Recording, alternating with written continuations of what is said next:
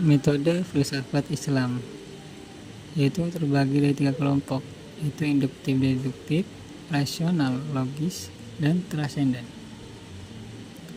Induktif-deduktif.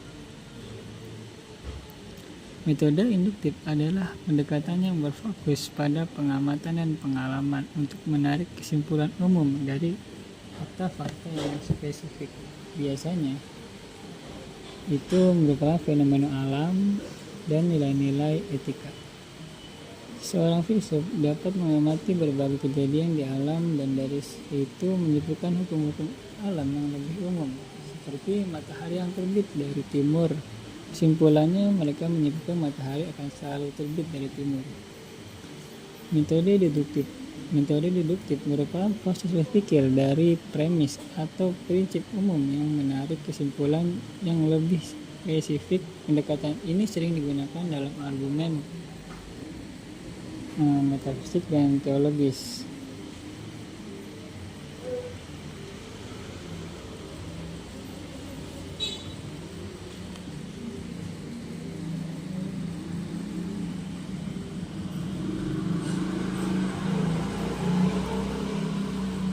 Induktif dan deduktif.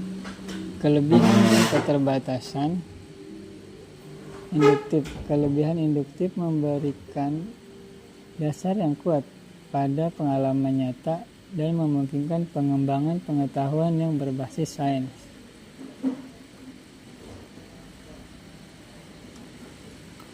Keterbatasan induktif, kesimpulan yang diambil bersifat probabilistik dan tidak selalu pasti.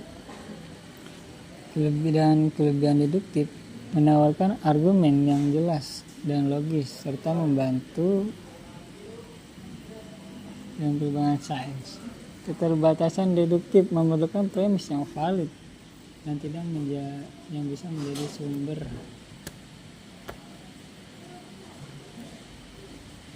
Metodologi rasional. Metode rasional logis dalam filsafat Islam mencakup pada penggunaan akal dan logika sebagai alat utama untuk memahami dan menganalisis kebenaran. Pendekatan ini menekankan pentingnya berpikir kritis, analitis.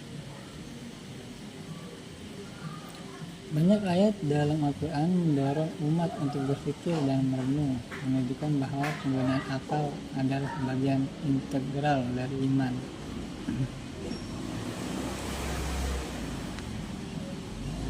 Tokoh-tokoh pentingnya yaitu antara lain ada Al-Farabi yang menggabungkan rasional Yunani dengan ajaran Islam, menekankan bahwa agama dan filsafat tidak bertentangan.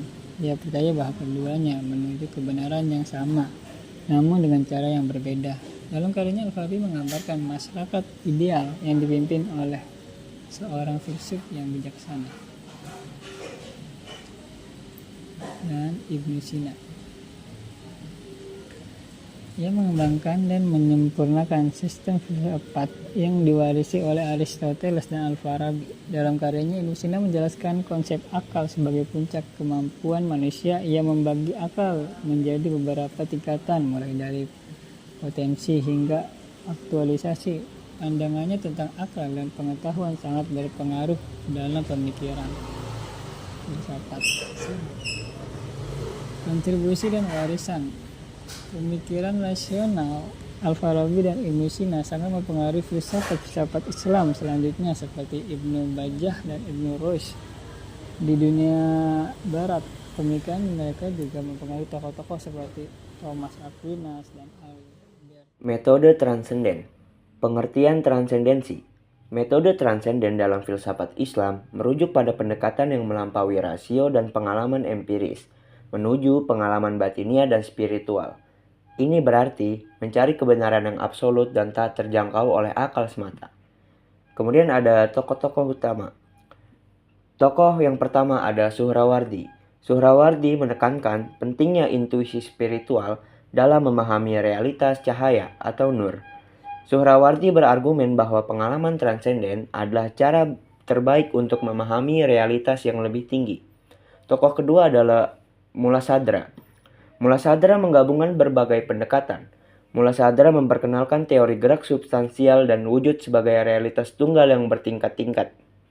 Ia percaya bahwa jiwa manusia dapat mencapai kebenaran melalui pengalaman spiritual. Selanjutnya ada karakteristik metode transenden. Metode ini bersifat intuitif, komprehensif, dan hierarkis.